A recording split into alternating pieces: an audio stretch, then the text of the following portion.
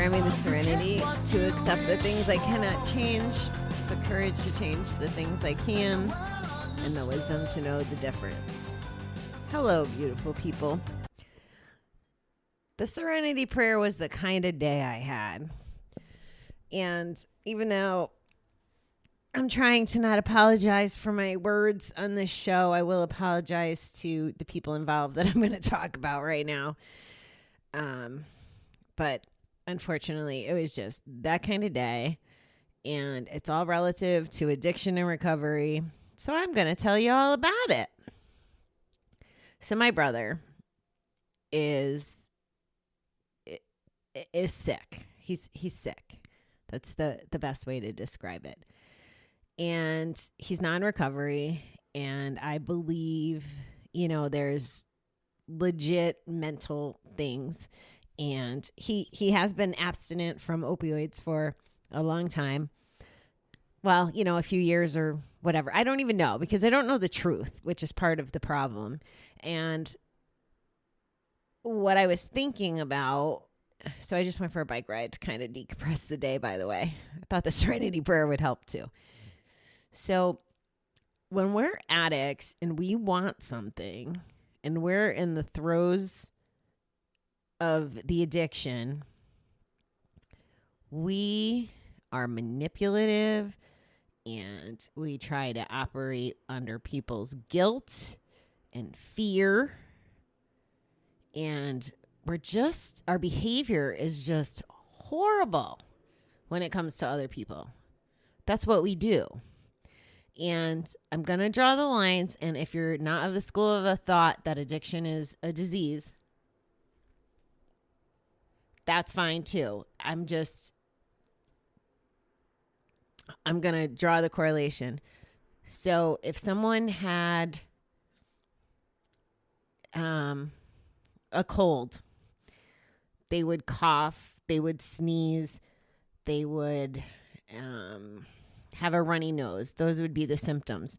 That's kind of like what is happening with an addict who's manipulating and guilting and making other people operate, not making other people, because I don't believe that people can make other people do anything, but that people operate from a place of fear.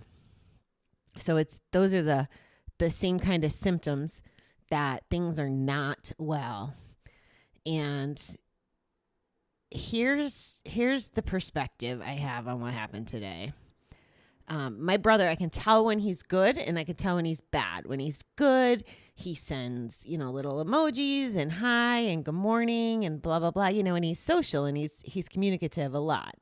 And when he's bad, he's not, or it's a pity party kind of thing. Nobody loves me. I'm dead to everyone. I can't do right by my daughter. I mean, on and on and on. And he did it to me when I was down in Connecticut for the weekend. And sorry, brah, if you're listening, I really hope that there's a future time when we look back on days like today and I could show you and you could see how sick you were being. Anyway, so when I was in Connecticut, he did this. I sat in the car with him for a while and I feel like I got played. There was an interaction between him and my mother and I didn't understand, because he did the whole, mom won't give me money. Mom won't give me my medicine, blah, blah, blah. And it was really, he didn't want the medicine to take, which I thought that was the objective, so he would feel better. He wanted the medicine so he could sell it so he could have money for cigarettes or gas or whatever. And it doesn't even matter, that situation. It was that way with a car, he needs a car or he can't have a relationship with his daughter. And I thought that was asinine at the time, but now I could see the truth because the only reason that his daughter might want to be around him is for rides because he's not doing any other parenting. I mean, and the rides are probably just to get gas money. I don't even know. I can't even think on this level, but all day today was an attempt to manipulate, and I thought he was going to kill himself today. That's what I thought. And I called the cops on him. And I don't even know what happened. I mean, he started texting in a very short period of time, so they must have thought he was fine. He's not freaking fine. So I'm not impressed. My hope was that he would get put somewhere where he can get the help he needs because he's sick. And that's the point. And this isn't just a bitch session about him. It's just that when we're so sick and so bad, it feels hopeless, and I didn't feel hopeless today. I mean, I felt very out of control, and, we all want what's best for Kai. Like, we just want what's best for her. And, her other parent is in the hospital because she got drunk and in a fight and broke her ankle. Like, this kid has these parents that are just, I don't even know the right word. They're sick. They're sick. That's the word. And one of the things John tried, whatever. He knows his name. Now you do too. He tried to make me feel bad. He made it all about money. Now, I am not rich. Not yet anyway. And not for nothing, I worked for every single thing I have or don't have. And I'm still cleaning up a whole lot of debt. Like, I always feel like he has it easier because he's not in the hole. If you don't have credit cards, you can't be negative. So technically he has more money than me at zero. But that's besides the point, and trying to make me feel bad for my accomplishments and for, the things that I have and I do. And the guilt, like I said, the fear made me call the police, but the guilt and the way I know how my mother handles it, and it's not healthy for my mother. And he knows it works on her. And it's not going to work on me. And it's probably not going to work on Kai either. Well, I know it's not going to. She blocked him. Like, she had to block him because he was being that obnoxious. So it started to creep into my mind. And I think this is the reason I was like, because my whole day was, you knew I was crabby on Monday, right? Tuesday, I think I snapped out of it. I feel like yesterday was better. And now, today I was good until the shit hit the fan, and I was trying to be good.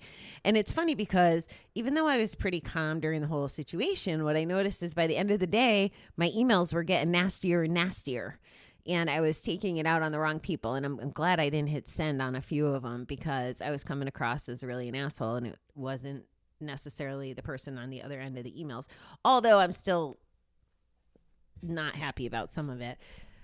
Anyway, so it was all about how I was internalizing it, which is the part I really should be speaking to, but I had to lay the foundation so you understood where I was coming from. And I know I normally don't talk that fast, but I'm a little wound up today. So I started to feel guilty. And this is something, if you are like on day 1 or day 30 or, your first year, your first 2 years, whatever, where you doubt yourself or you doubt putting your recovery first and your own sanity because other people in your life are trying to impact you or their actions or behaviors do impact you, and you start wavering from your recovery and your path and your hard work and you start to have those doubts, I'll tell you, don't do it. Like, please just don't ruin your efforts by treating people how you don't want to be treated. Like I was building in these emails today. I had to reset. I really had to reset. I found myself just getting more and more aggravated by the end of the day. And then of course, the way the emails were coming in, it's something. So this was another reason to say the Serenity prayer. Something happened at work and I was totally against it. And I explained all the reasons why. And it was because things, it was going to come at a cost of my department, of my responsibility. And sure enough, things went bad. So now a bunch of people are being impacted by this and I can't even help them because of the design of the situation. So it's frustrating to have to carry, the bullshit part of it. It's really frustrating. when I've done everything in my power, which I guess could probably be another whole freaking episode, because how is that, right? If you can't control it, but you're responsible for it, that's a whole other level of serenity prayer chaos almost, and I guess, and that I probably shouldn't have put serenity prayer and chaos in the same sentence, but we have our jobs and our responsibilities, and there's things I'm accountable for, but I can't control every aspect of it. I just can't. I'm responsible for financial numbers. Well, I can't impact directly a store's activity every single day of every single week and every order and blah, blah, blah. You have to empower people and trust people and all that stuff and just try to lead the right way. But their results would impact my results. So that's where that frustration just kept building. Again, no excuse. I'm in control of my own emotions. This shouldn't even bother me. It's not like it's my real money. I get paid the same whether we lose a shit ton of product because of bad decisions or not. But that gets trickier, right? To be responsible when you can't control it. And I think that's probably the way my mother feels. She feels like she's responsible because she's just by biology. But it's her son and she loves him and she wants to help, by keeping him fed and all these things. And, one can argue with the fact, and I need to say this in a kind way, but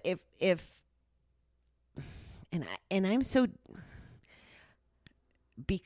because I was alone when I decided to quit gambling and other people weren't paying consequences in a way where they had to put me in treatment. It's a little different, but I had a fall. No, I guess it is the same, right? I had a fall on my own to figure out how to get back up again. Nobody helped me. I had to jump through Kansas's hoops in order to qualify for rehab. I went to GA meetings. I had to be transparent to who I had to be transparent to. Nobody helped me, so him having this entitled sense, and then when people do help him, he's not getting back up. He's 43. And again, he's sick and he's not taking the medicine and not trying to move forward. And I guess that's the struggle we're all sitting here thinking about, working through, talking about. And it's just challenging, and it just wreaked havoc on the day. And like I said, I was pretty calm most of the day. And then, going outside, it's funny, I'm looking at the trees and a bunch were cut down on the place where I was at. And I was thinking, I guess I'm very cynical today, but I was looking around and I'm thinking, well, the trees and the landscape and these kind of things, they can't hurt, they can't hurt me. They don't make me as crazy as people do. And then as I'm sitting here in 35-degree weather and it's freezing out, and I'm like, okay, well, if it's in the Mother Nature bucket, I'm a little upset with her at the moment too, because I'm ready for some sunshine. And I don't know. Now, again, the sun is out of my control. So I got to figure out how to feel good without it, which is the bike ride and, trying to eat right, trying to talk through it, trying to make the best decisions. Now, I pissed him off today. It's obvious. And, he's going to be mad at me. And like I said, that guilt started to creep in, and then I had to bring myself back, and I have to remind myself, I'm doing the right thing. I'm doing the best I can. I'm doing the right thing that I know how for myself. So now that's exactly how my mother operates too, right? She's doing what gives her peace and sanity. So none of this comes from a place of judgment. I'm just sharing the observation and the circumstance, because if you are someone who is married to a gambler, you can go either route, right? You can go my mother's route and support them and be there because you love them and you can't live without them and you can't give them up and blah, blah, blah, blah, blah. Or you can maybe go to Gam-Anon and work your own program or go to church or do whatever recovery method that works for you and stay very focused on yourself and stay in your own lane and know that you're doing the best you can because you can only control you. So there's two different ways to look at it. It doesn't make one any more right or wrong because the results are going to be what the results are going to be. And if you're a person of any kind of faith, again, God, higher power, universe, or just it is what it is or everything happens for a reason kind of person, it's going to work out the way it is. But I'm advocating for protecting yourself because the feelings that I felt. So here, you know what I actually visualized at one point with the email that I didn't send? And it was to a fellow that I've known for, it's probably 15 years. He's a supplier. And it was, it wasn't like a nasty email, but it was a bitchy email. And what stopped me from saving it was this thought. If I send this email, and maybe he's having a good day or maybe he's having a bad day, but if I send him this email, I'm going to stress him out and I'm probably going to piss him off, right? And then how many more people is he going to come in contact with if his mood changes because he's stressed now or aggravated or whatever? He might go home to his wife and be a jerk or his kids, or maybe he has road rage and there's an accident or blah, blah, I don't know what could have happened, but what would have been the point of being an asshole and ruining his day when I could talk about it like a calm business person when I'm in a calm business person frame of mind, which is obviously not today. Okay. I went really over my time. So thank you for listening. I will catch you in the morning. It's Friday tomorrow. I can't wait. And it's even better because I'm on vacation next week. So one of the other suppliers said, vacation? What are you doing? Going from one room to the other? Which was kind of funny, but it's all good. I'm going to be learning and doing my speak off. All right, beautiful people. I'll talk to you in the morning. Good night.